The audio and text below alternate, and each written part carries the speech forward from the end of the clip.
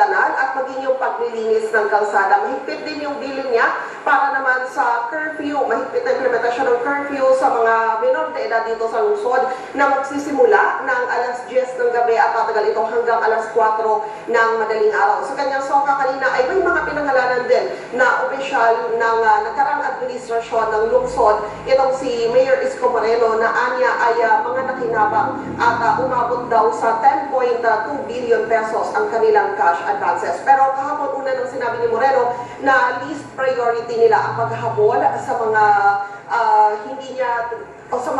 hindi niya pa tinutukoy na iba pang mga individual na nagkamal daw ng mga interes at nakakuha ng malalaking halaga mula sa pondo ng lokal na pamahalaan. Dahil ang priority daw nila ngayon ay ang maayos muna yung malaking problema ng lungsod pagdating sa basura at maging sa peace and order. Balik sa inyo dyan, Ali. Okay, Matt, saan sa mga ulat ang hindi nababayaran dito sa dalawang garbage collection contractors na ito?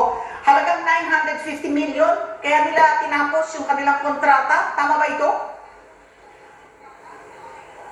Ali, yung 950 billion pesos, 950 million na yan ay para dun sa tatlo. Kasama na dyan yung 561 million pesos na utang doon sa Lionel. Yun yung kanilang garbage, yung contractor nila sa garbage collection noong nakaraang taon. At yung dalawa naman ay nasa 400 million yung utang nila. Yun yung sumalo ng kontrata pagkatapos ng Lionel. Oo, so ito ngayon nangongolekta nito, itong nakakolekta ng 2,000 metric tonelada, yung Lionel ngayon. Yan ang pansamantalang solusyon para makolekta itong bundok-bundok na basura dyan.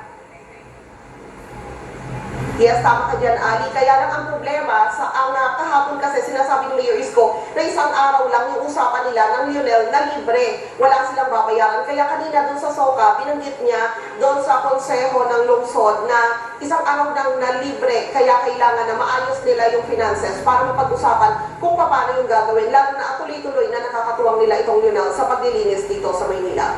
Mayroon na bang paliwanag si former Mayor Hani Lacuna? Former Manila Mayor Hani Lacuna kung bakit merong unpaid, unsettled payments dito sa garbage collection contractors nila.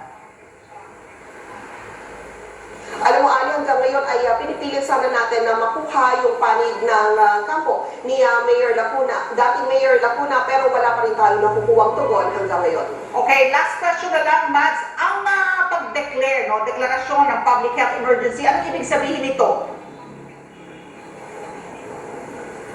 Yan daw ay para magamit yung resources ng lungsod, ma-activate nila lahat ng mga kinakailangan at maging siguro, maging yung pondo ay magamit na rin nila para makatulong sa ginagawang paglilinis dahil kailangan din nilang i-activate lahat ng mga opisina sa lungsod na kung pwede nilang makatulong para sa gagawing paglilinis. Hindi lang sa basura, kundi maging ang sinasabi nga ni Mayor Isko kasi dito sa basura na nakikita natin sa kalsada, bukod pa dyan, yung kailangan natin linisin sa mga estero at kanal dahil nung mga nakaraang pagbaha, tiyak daw na maraming basura ang napunta sa ilalim at yung kailangan nilang atupagin lalo na at panahon na ng tag-ulan.